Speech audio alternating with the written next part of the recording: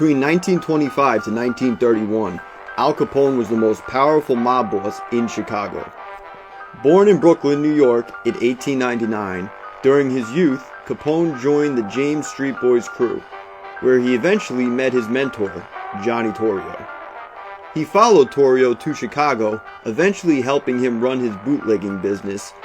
His use of force to hold on to his power, along with the very public execution of his rivals in the St. Valentine's Day Massacre, which took place in 1929, made him extremely unpopular, earning him the label Public Enemy Number 1.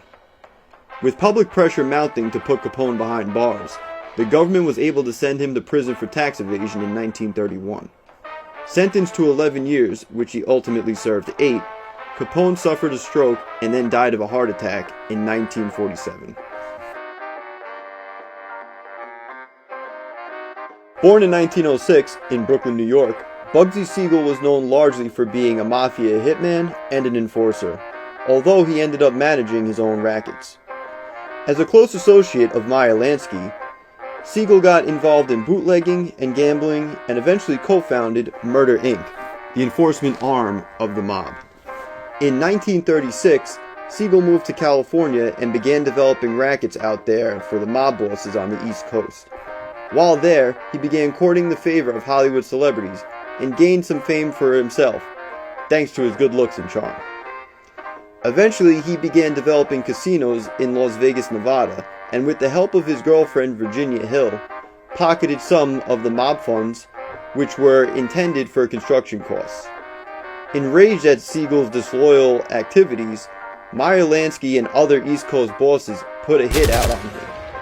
And in 1947, Siegel met his end at the age of 41 when he was hit by a barrage of bullets at his girlfriend's home in Beverly Hills.